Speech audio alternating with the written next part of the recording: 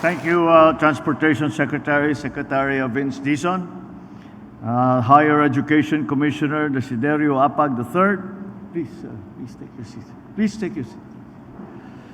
Officers, Philippine Coast Guard Admiral Ronnie Hill Gavan, the officers of the Armed Forces of the Philippines, Philippine Merchant Maritime Academy Superintendent Commodore Joel Abutal, the Zambales 2nd District Representative Doris Manikis, Zambales Provincial Governor June Ebdane, the officers, employees, cadets, and graduates of the PMMA Kadaligtan Class of 2025, also the parents and loved ones of the PMMA graduating class, fellow workers in government, other distinguished guests, ladies and gentlemen, a good day to you all. 2 centuries ago, in 1820, the PMMA began its seafaring journey as the Escuela Nautica de Manila in Intramuros. 200 taon ng paghahanda at pagbibigay direksyon sa mga kabataang Pilipino na tatawid sa dagat upang maglingkod at magdala ng dangal sa ating bayan. Sa loob ng mahigit 2 siglo, ilang libo na ang mga marinong hinubog ng PMMA sa iba't ibang parte ng mundo. Sa bawat pagtatapos, mayroong bagong angkan ng may pagpapatuloy ng pamana ng institusyong ito. Ngayon, kayo ang bagong henerasyon. Kawal ng dalampasigan, liwanag ng karagatan.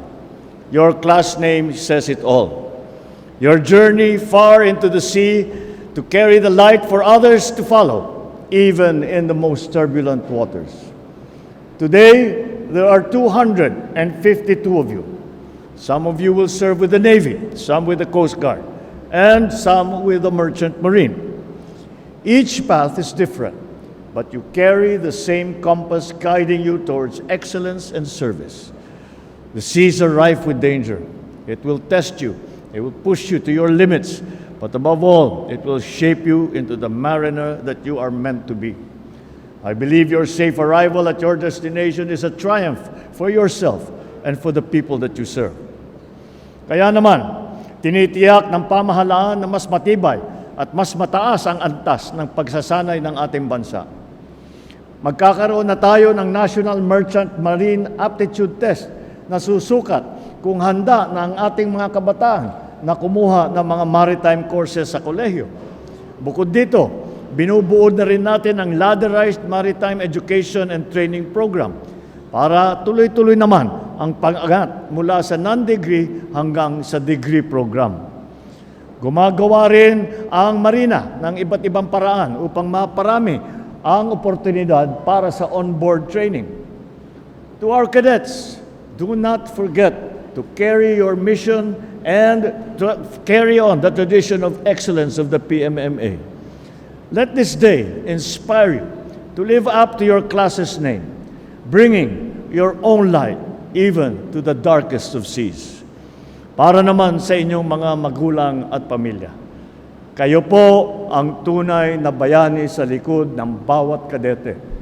Marahil ngayong araw, naiisip ninyo ang lahat ng payo at sakripisyo na ninyo sa inyong mga anak, sa inyong mahal sa buhay na kadete, upang matulungan ang ating mga kadete na makarating dito.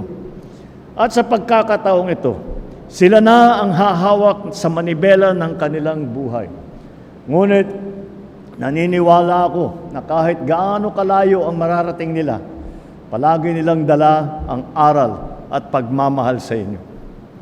Mga kadete, malawak ang abot tanaw ninyo. Dadalhin kayo ng inyong mga barko sa iba't ibang dako ng mundo. Tandaan ninyo na sa bawat paglalakbay, bitbit ninyo ang dangal at pagmamahal sa bayan. Dalhin ninyo ang pangalan ng PMMA, ng Kadaligtan at ng Pilipinas sa bawat pantalan at bawat karagatang inyong tatawirin. Maraming salamat. Congratulations at mabuhay ang Kadaligtan Class of 2025. Mabuhay ang bagong Pilipinas.